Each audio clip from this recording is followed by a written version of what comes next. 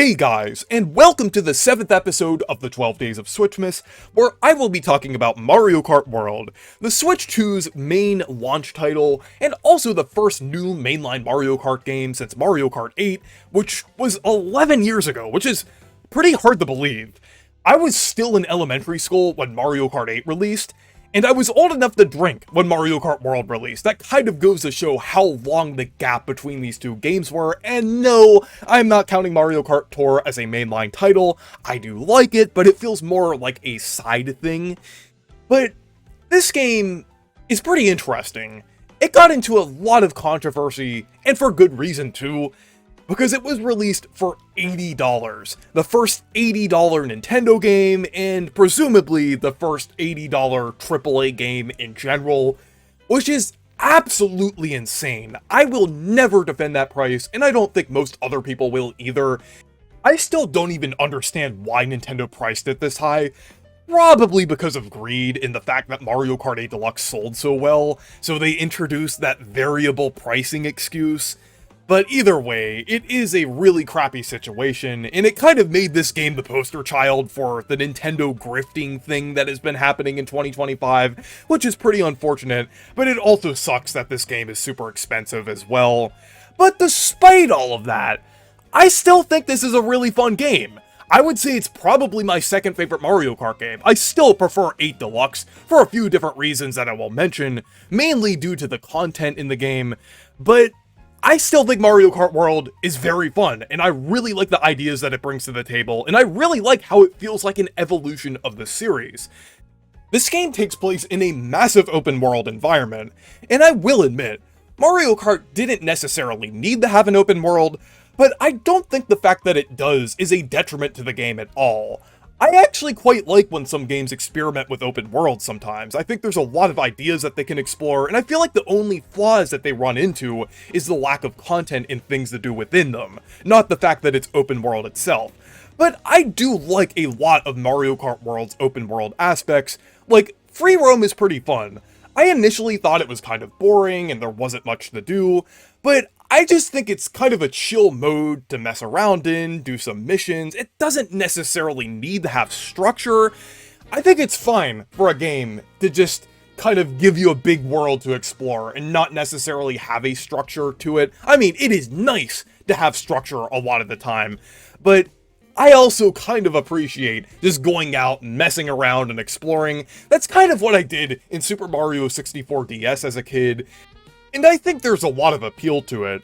Though I would say, I wish there were things like boss fights like Mario Kart DS, as well as like little events that could happen within free roam that made it a little more interesting. But overall, I did generally like free roam, even though it was a little flawed. And the other modes are great too. Of course, it has the regular Grand Prix, and also a new mode called Knockout Tour, which I really like. It basically makes use of the world here, where you're going from one end of the map to the other, and it's almost like a battle royale of sorts, where a few players are knocked out when you go through each checkpoint. This is honestly a really addicting and fun mode, and probably the mode I've played the most online. Partially because when doing versus races, the connector tracks are kind of mixed in with the bunch, and it's kind of disappointing that you don't have the option to select only 3-lap tracks when playing versus races online. I really wish they fixed that sometime in the near future. But speaking of the connector tracks, I'm kind of mixed on them. Some of them can be fun. There are some memorable ones, like I like the one near DK Pass when you go like along the mountain, and also the new ones that they made going into Koopa Troopa Beach are pretty fun. They actually added those in an update. Some of them can be fun, but some of them can be kind of boring as well, where you're just kind of driving in a straight line. I know that's the stereotypical thing to say about this game, but there are moments that kind of are like that. So I wish there was more options here, so you don't have to play on those connector tracks. I do think those connector segments are very fun in Knockout Tour, but when doing Grand Prix or versus races, they are a bit more flawed, honestly. Like, it is nice to have them there for the people who enjoy them, but I just wish there were more options for people who just want to play regular tracks. speaking of the tracks, I think the selection in this game is great. One of the more consistent Mario Kart titles, in my opinion. I feel like the only real stinkers are Desert Hills and Koopa Troopa Beach, and those are only slightly worse than mid, in my opinion. But there's also a lot of great tracks as well, like DK Spaceport, Dry Bones Burnout, Toad's Factory, Boo Cinema. There's quite a lot here, and even some tracks that I was kind of mixed on in past games were definitely revamped in a great way here, like Sky High Sunday or Dino Dino Jungle. I just think the selection here, overall, is very good. I also love the roster in this game as well. While I really want to see characters from the Paper Mario series, Mario & Luigi series, WarioWare, Luigi's Mansion, or the rest of the extended Mario universe, I do appreciate that they went for a more wacky and outlandish direction here. It definitely feels like a departure from the safe, bland era of Mario with a lot of the picks in this roster. Like, you could play as a sidestepper, a cow, a snowman. It's just really crazy. Even Pianta and Cataclack are here. I think this is the first time that Cataclack has appeared since Mario Kart Wii, which is really cool, and it's definitely great to see some of these obscure Mario enemies and NPCs represented here. So I definitely appreciate it.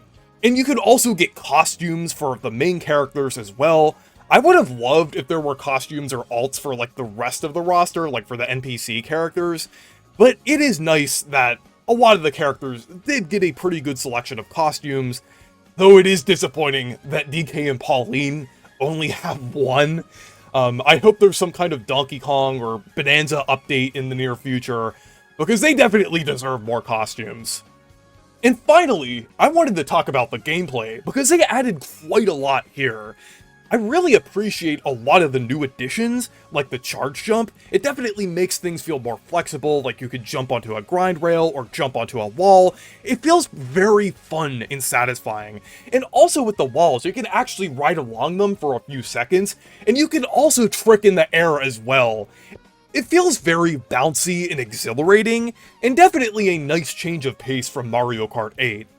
But anyways, I'm really enjoying Mario Kart World. It may be overpriced, and it may have some flaws and lack of content in some areas, but I do think it is a generally great game, and a solid launch title for the Switch too.